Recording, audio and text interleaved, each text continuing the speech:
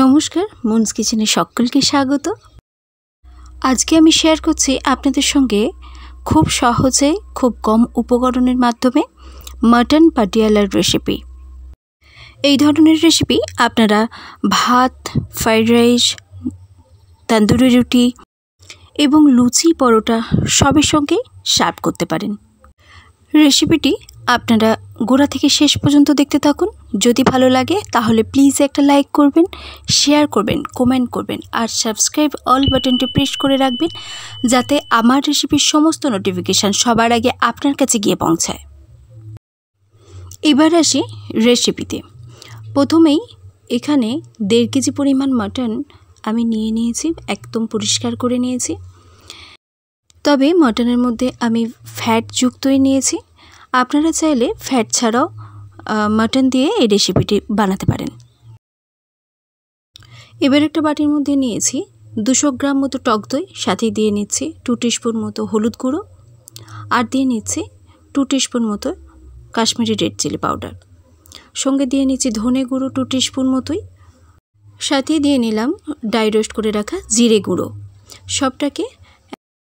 সমস্তটাকে ভালো করে একটা মিশ্রণ তৈরি করে নিচ্ছি। সমস্তটা ভালো মতো মিশিয়ে এক সাইডে রেখে দিচ্ছি। এবার মাটনের মধ্যে দিয়ে নিচ্ছি 2 টিস্পুন মতো নুন দেওয়ার সাথে সাথেই দিয়ে নিচ্ছি যে দই আর মশলা দিয়ে মিশ্রণটা বানিয়ে রেখেছিলাম, সেটাই অ্যাড করে দিলাম। এই পাটিয়ালা তৈরি করার জন্য একটা মশলা বানিয়ে নিচ্ছি, সেটা এবার দেখিয়ে নিই। একটা মিক্সিং বোলের মধ্যে দিয়ে নিচ্ছি 1 টিস্পুন মতো শাহি জিরা, সঙ্গে দিয়ে নিচ্ছি 2টো ছোটো এলাচ আর দিয়ে নিচ্ছি একটা বড় এলাচ, দিয়ে নিলাম 1 টিস্পুন মতো ধনে, সাথেই অ্যাড করে দিচ্ছি 1 টিস্পুন মতো গোলমরিচ, সঙ্গেই দিয়ে নিলাম 5-7টা মতো লবঙ্গ আর দিয়ে নিচ্ছি একটা দারচিনির টুকরো। এইসব মশলার সঙ্গে 1 টিস্পুন মতো ড্রাই রোস্ট করে রাখা কাসুরি মেথি আমি অ্যাড করে দিলাম। এটাকে আমি একটা পাউডার ফর্মে বানিয়ে নিচ্ছি, এটারই 1 টিস্পুন মতো অ্যাড করে দিলাম। সবটাকে ভালো মতো হাত দিয়ে মাখিয়ে নিয়ে এক সাইডে আমি 1.5 ঘন্টা মতো ম্যারিনেশনের জন্য রেখে দিচ্ছি। বেশিক্ষণ ম্যারিনেশন করে রাখলে মাটন পাটিয়ালাটা বেশ সুস্বাদু হয়। আমি এখানে 2 টেবিল স্পুন মতো সর্ষের তেল অ্যাড করলাম, রেগুলার বেসিসের। আপনারা চাইলে এটা ঘিয়েতেও বানাতে পারেন। সাথেই অ্যাড করে দিলাম 1 টিস্পুন মতো জিরে, সাথেই অ্যাড করে দিচ্ছি 2টো শুকনো লঙ্কা, একটা দারচিনির টুকরো, দিয়ে নিচ্ছি 4 থেকে 5টা মতো ছোটো এলাচ। সবটা বেশ সতে হয়ে গেলে সাথে অ্যাড করে দিলাম 2 টেবিল স্পুন মতো রসুন বাটা। সবটাকে বেশ একটু নাড়তে নাড়তে মোটামুটি 2 থেকে 3 মিনিট মতো নাড়ার পর আমি এর মধ্যে দিয়ে নিচ্ছি কুচিয়ে রাখা পেঁয়াজ। এখানে পেঁয়াজ আছে মোটামুটি 250 গ্রাম মতো। পেঁয়াজটা মিডিয়াম ফুয়েলের মধ্যে 2 থেকে 3 মিনিট মতো নাড়ার পর দিয়ে নিচ্ছি 2 টেবিল স্পুন মতোই আদা বাটা।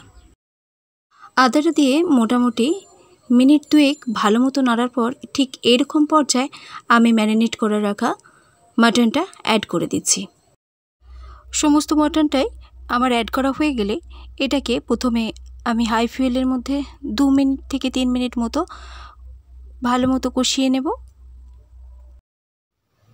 2 থেকে 3 মিনিট পর এটাকে আমি আবার লো টু মিডিয়ামে করে দিচ্ছি, করে এটাকে কন্টিনিউ কষাতে থাকবো। মাটনটা কষানোর মোটামুটি 5 থেকে 7 মিনিট পর এটার মধ্যে যে আমি এক্সট্রা ফ্যাট নিয়ে রেখেছিলাম সেটাকে আমি অ্যাড করে দিচ্ছি।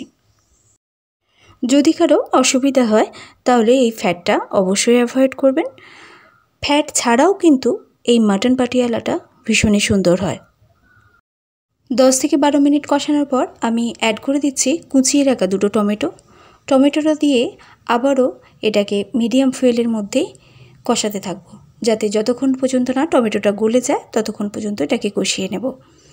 এই সময় আমি একটু ঢাকা দিয়ে নিচ্ছি।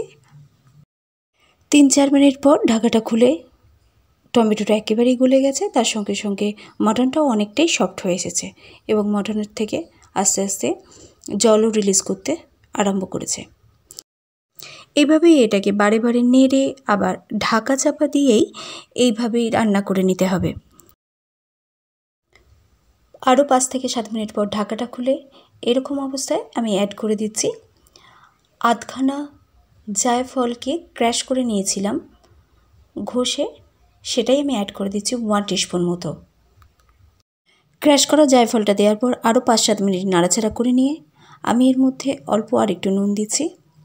নুনটা অবশ্যই যে স্বাদ বুঝে অ্যাড করবেন, যেহেতু আমরা ম্যারিনেশনের সময় নুন অ্যাড করেছি, সেটা আমাদের অবশ্যই খেয়াল রাখতে হবে।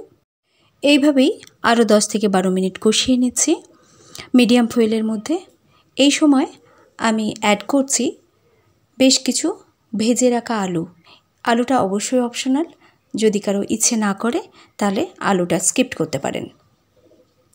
আলুটা দেওয়ার পর ঠিক সেম প্রসেসে আরও 10-12 মিনিট মতো নাড়াচাড়া করে নিচ্ছি। মাটন পাটিয়ালাটা অবশ্যই 1 ঘন্টা মতো ম্যারিনেশন করে রাখবেন, আর সঙ্গে খুব লো ফুয়েলের মধ্যে রান্না করবেন, তাহলে দেখবেন মাটন পাটিয়ালার স্বাদটা দুর্দান্ত আসে। দিয়ে নিলাম প্রয়োজন মতো জল। আপনারা যে যতটা গ্রেভি রাখতে চান সে মতো জল অ্যাড করে দেবেন, অবশ্যই লিউকম জল অ্যাড করবেন। এই সময় আমি স্বাদটাকে ব্যালেন্স করার জন্য 1/2 টিস্পুন মতো চিনি অ্যাড করছি। 2 মিনিট মতো ফোটার পর অ্যাড করে দিচ্ছি বেশ কিছু পুদিনা পাতা। পুদিনা পাতা দেওয়ার পর গ্রেভিটার থিকনেস যখন একদম গাঢ় মতো হয়ে আসবে, সেই সময় আমি অ্যাড করে দিচ্ছি গরম মশলা বাটা। এতে রয়েছে 2টো দারচিনি আর 5-7টা মতো ছোটো এলাচ, আর রয়েছে 2টো লবঙ্গ অ্যাড করে দিলাম। একদম ফ্লেমটা এই সময় লোয়েতে রাখবেন। সাথে দিয়ে নিচ্ছি 2 টিস্পুন মতো ঘি। এটা গরম অবস্থায় এরকম পাতলা দেখতে লাগলেও ঠান্ডা হলে খুবই গাঢ় হয়ে যায়। তৈরি হয়ে গেল খুব সহজেই একটা এরকম ইউনিক একটা রেসিপি, মাটন পাটিয়ালা। এই পুজোতেই অবশ্যই সবাইকে বানিয়ে খাওয়াবেন মাটন পাটিয়ালা, আর জানাবেন কে কীরকম আপনাদের ফিডব্যাক দিল।